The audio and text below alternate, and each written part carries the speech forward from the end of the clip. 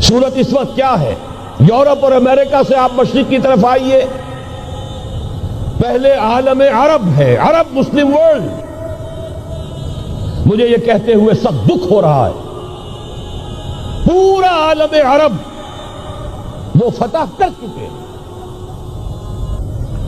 وہ عرب ممالک کے جو اسرائیل کے ساتھ کسی میز پر بیٹھ کر گفتگو کرنے کو تیار نہیں تھے، آپ دیکھ رہے ہیں کہ لائن لگ گئی. کبھی صرف انور سادات نے ریکگنائز کیا تھا، پوری دنیا میں شور مچا تھا، اس پر لعنت ملامت ہوئی تھی. اب تو ایک ایک کر کے، وہ شاہ حسن ہو چاہے شاہ حسین ہو، اب تو وہاں سے ویزے ختم ہو رہے ہیں. سعودی عرب اور امارات، انہوں نے جو کچھ کاروباری بندشیں لگائی ہوئی تھی وہ ختم کر دی گئی، ان میں نرمی پیدا کر دی گئی. یہ صورتحال ہے کہ واقعتاً ان کی جو عالمی تسخیر کا پروگرام ہے وہ آگے بڑھ رہا ہے، اور بدقسمتی سے امت مسلمہ کا جو قلب ہے، اس امت کا قلب امیین پر مشتمل ہے. هو الذی بعث فی الامیین رسولا منہم یتلو علیہم آیاتہ ویزکیہم الی آخر الآیہ. حضور بھی امی تھے، انہی میں سے تھے صلی اللہ علیہ وسلم. لیکن آج وہ قلب جو ہے عالم اسلام کا، وہ یہودیوں کے شکنجے میں کسا جا چکا. فرش التراب يضمني وهو غطاء. بہرحال انہوں نے ابھی حال ہی میں پوپ سے بھی ایک فتویٰ حاصل کر لیا ہے کہ یہودیوں پر جرم نہیں ہے، الزام نہیں ہے مسیح کو سولی دینے کا. تاریخ بدل گئی. جو 1900 برس تک ایک تاریخ چلی آ رہی تھی، بیک جنبش قلم پوپ صاحب نے انہیں اس ذمہ داری سے بری. اور آپ نے دیکھا ہوگا حال ہی میں اسحاق ریبین جب یہ واشنگٹن سے واپس آ رہا تھا، جب کچھ وقفہ پڑ گیا تھا، جو مصالحت کی گفتگو ہو رہی تھی پی ایل او کے ساتھ، تو واشنگٹن سے واپس آتے ہوئے پوپ سے مل کر آیا ہے. اب ویٹیکان نے تسلیم کر لیا ہے اسرائیل کو، اور اس کا اب سفارت خانہ ویٹیکان کا یروشلم میں کھلنے والا ہے. میری اس پوری گفتگو کا حاصل کیا ہے؟ انہوں نے 3 pronged اٹیک کے ذریعے سے یورپ کو اور یورپ کے ساتھ اب امریکہ، ان دونوں کو اپنے شکنجے میں کش لیا ہے، فتح کر چکے ہیں. یہ وہ بات تھی جو علامہ اقبال اس صدی کے آغاز میں دیکھ آئے تھے، فرنگ کی رگے جہاں پنجے یہود میں ہے. وہ تو صرف ایک قوم تھی، جرمن قوم، جسے کچھ عرصے کے بعد احساس ہو گیا کہ یہودی کس شے کا نام ہے. نتیجتاً یہودیوں کے قول کے مطابق 60 لاکھ یہودیوں کو اس نے قتل کیا ہے. لیکن اس کے علاوہ جس کو آج کل ویسٹ کہا جاتا ہے، وائٹ اینگلو سیکسن پروٹیسٹنٹس، ان کے اوپر مکمل تسلط ہے یہودیوں کا. وہ یہودیوں کے اعلی کار بنے ہوئے ہیں، سود کے ذریعے سے مالیاتی شکنجے میں جکڑا ہوا. فیڈرل ریزرو فنڈ جتنا بھی امریکہ کا ہے، یہ سرکاری بینک نہیں ہے، یہودیوں کے نجی ادارے ہیں. اور دنیا کی سب سے بڑی مقروض حکومت جو ہے وہ امریکہ کی ہے. یہودی قرض خواہ ہے اور امریکہ کی حکومت ان کی مقروض ہے. اسی لیے کہا ہے نکسن نے اپنی کتاب میں کہ کوئی پریزیڈنٹ نہیں ہے امریکہ کا جو یہودیوں کی رائے کے خلاف چل سکے. اس نے یہ بات کہہ دی اور لکھ دی، کھل کر لکھ دی، اپنی کتاب میں لکھ دی. بہرحال اس کے ضمن میں جو انہیں آخری کامیابی حاصل ہوئی، اعلان بالفور 1917، یہودی آباد ہونے شروع ہو گئے. اور اصل میں اسی کے لیے خلافت کو منسوخ کرایا گیا. سلطان عبد الحمید، اگرچہ یہ ترکی خلافت جو ہے مرد بیمار کمزور، پھر بھی وہ مسلمانوں والا جذبہ اتنا تھا، انہیں بڑی سے بڑی رشوت پیش کی گئی تھی. ظاہر بات ہے یہودیوں سے بڑھ کر رشوت دینے والا کون ہو سکتا ہے. جن کے ہاں ایسے بینکر ہوں جو 40 بلین ڈالر کا ایک چیک لکھ سکیں. پھر یہ کہ ان پر سیاسی دباؤ بہت ڈالا گیا. انہوں نے جب تک خلافت عثمانیہ برقرار رہی یہودیوں کو فلسطین میں آباد ہونے کی اجازت نہیں دی کہ جو معاہدہ کیا تھا حضرت عمر نے رضی اللہ تعالی عنہ، خلیفہ ثانی نے، خلیفہ راشد نے، ہم اس کے پابند ہیں اور ہم یہاں یہودیوں کو آباد ہونے کی اجازت نہیں دیں. لہذا انہوں نے اس خلافت ہی کا بستر طے کرایا، اس لیے کہ نہ رہے بانس نہ بجے بانسری، نہ مسلمانوں کی وحدت ملی کی کوئی علامت دنیا میں باقی رہے اور نہ مسلمان کسی مسئلے پر جمع ہو کر کوئی موقف اختیار کر سکے. اعلان بلفور کے نتیجے میں آباد کاری شروع ہوئی. 1948 میں اسرائیل قائم ہو گیا، معجزہ ہو گیا. 1967 میں اس کی توسیع ہو گئی.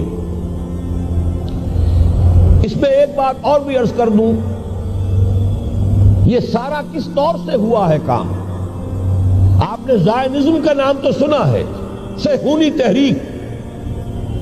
خود اس کا جو بابا آدم تھا، آرڈر آف الومیناٹی، 1776 یکم مئی یہ نظام قائم کیا وائساپ نے، اور اس نظام کے تحت فری میسنری اور lodges of the great Orient قائم کیے گئے. یہ سارا ہتھ کنڈا وہ ابلیسی نظام، اس کی تفصیل ایک کینیڈین آتھر نے لکھی ہے کتاب میں، پاونز ان دی گیم. یہ سارا دھندا ایک شیطانی چکر ہے، ابلیسی چال ہے، اور اس کے ذریعے سے اسرائیل قائم ہوا اور اس کی توسیع بھی ہوئی 1967 میں. اب یہاں تک پہنچنے کے بعد ان کے پیش نظر بقیہ دنیا کی تسخیر اور اسے فتح کرنے کا معاملہ ہے، اور سب سے بڑھ کر اسلام کی بیخ-کنی اور اس کا راستہ روکنا یہ ان کے پیش نظر ہے. یریدون لیطفئوا نور اللہ بافواہہم. صورت اس وقت کیا ہے؟ یورپ اور امریکہ سے آپ مشرق کی طرف آئیے، پہلے عالم عرب ہے، عرب مسلم ورلڈ. مجھے یہ کہتے ہوئے سخت دکھ ہو رہا ہے، پورا عالم عرب وہ فتح کر چکے. وہ عرب ممالک کے جو اسرائیل کے ساتھ کسی میز پر بیٹھ کر گفتگو کرنے کو تیار نہیں تھے، آپ دیکھ رہے ہیں کہ لائن لگ گئی. کبھی صرف انور سادات نے ریکگنائز کیا تھا، پوری دنیا میں شور مچا تھا، اس پر لعنت ملامت ہوئی تھی. اب تو ایک ایک کر کے وہ شاہ حسن ہو چاہے شاہ حسین ہو، اب تو وہاں سے ویزے ختم ہو رہے ہیں. سعودی عرب اور امارات، انہوں نے جو کچھ کاروباری بندشیں لگائی ہوئی تھی وہ ختم کر دی گئی، ان میں نرمی پیدا کر دی گئی. یہ صورتحال ہے کہ واقعتاً ان کی جو عالمی تسخیر کا پروگرام ہے وہ آگے بڑھ رہا ہے، اور بدقسمتی سے امت مسلمہ کا جو قلب ہے، اس امت کا قلب امیین پر مشتمل ہے. هو الذی بعث فی الامیین رسولا منہم یتلو علیہم آیاتہ ویزکیہم الی آخر الآیہ. حضور بھی امی تھے، انہی میں سے تھے صلی اللہ علیہ وسلم.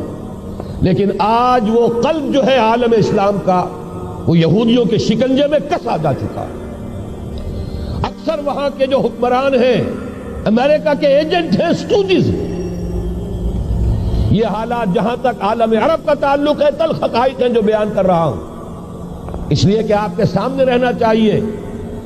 یہ جو اقبال نے کہا کہ دنیا کو ہے پھر مار گئے روح و بدن پیش، ابلیس نے پھر اپنے درندوں کو ابھارا، اللہ کو پا مر دیے مومن پہ بھروسہ، ابلیس کو یورپ کی مشینوں کا سہارا.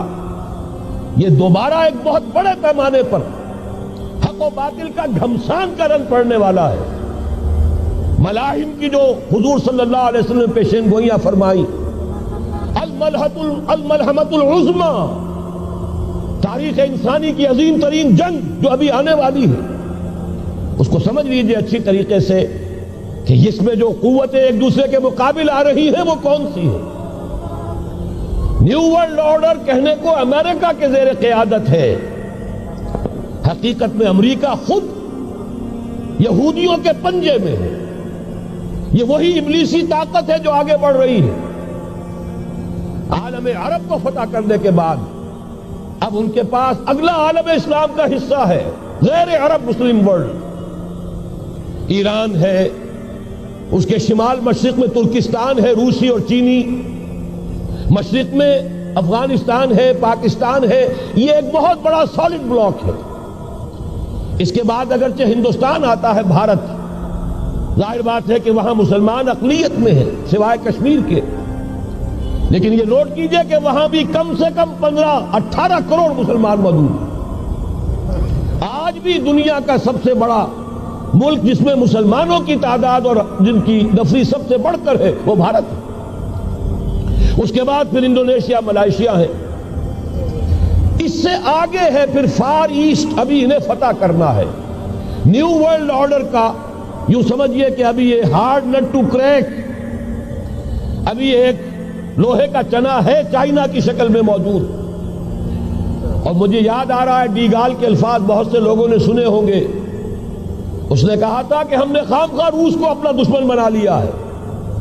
وہ تو ہمارا بھائی ہے، وائٹ ریسس، وہ تو بنیادی طور پر یورپین قوم ہے. Beware of the yellow masses of the east. تمہیں گھبرانا چاہیے، تمہیں خبر لینی چاہیے. وہ مشرق بعید کے جو زرد رو لوگ ہیں، China, Indo China, Japan, yellow races. ابھی اس نیو ورلڈ آرڈر کے لیے جو فتح عالم اور تسخیر عالم کا پروگرام ہے، اس میں پہلے غیر عرب مسلمان دنیا اور پھر یہ فار ایسٹ کا خاص طور پر یلو ماسز، یہ ہے کہ جنہیں ابھی انہیں ٹیکل کرنا ہے. اور اسی لیے میں عرض کرنا چاہتا ہوں، حقائق ہمارے سامنے رہنا چاہیے. یہ 45 برس کے بعد امریکہ کو کیسے خیال آ گیا کہ کشمیر کا مسئلہ واقعی ہے؟ ساقی نے کچھ ملا نہ دیا ہو شراب میں. یہ کہاں سے رابن رافیل آئی پچھلے سال اور مسئلے کو زندہ کر کے چل دی. ہم خوش ہوئے، امریکہ نے مان لیا. حقیقت میں امریکہ کی نظر ہے اور وہ اس کو چاہتے ہیں کہ کوئی دوسرا اسرائیل بنائے، آزاد بنا کر اس کو اپنے تسلط میں لیں. اس لیے کہ اگر جو پروگرام ہے، اگر وہاں پر فرض کیجئے بہت مطالبہ ہمارا مان لیا جائے، پلیبسائٹ کرایا جائے، اس کا نتیجہ کیا ہوگا؟ آپ کو آزاد کشمیر سے بھی اپنی فوجیں نکالنی پڑیں گی، آپ کو گلگت اور بلتستان سے بھی فوجیں نکالنی پڑیں گی، بھارت بھی ادھر سے فوجیں نکالے گا. اور رہ جائے گا کون؟ یہ ٹھاٹ پڑا رہ جائے گا. جب لاج چلے گا بنجارا، رہ کون جائے گا؟ پھر تو وہی راج کرے گا جو یو این او پر قابض ہے. اور پھر ظاہر بات ہے کہ اس کے پاس دولت کے انبار اور جو بھی ان کی چالاکیاں اور ہوشیاریاں ہیں، ہو سکتا ہے کہ وہ اسے ایک نئے اسرائیل کی شکل دے دے.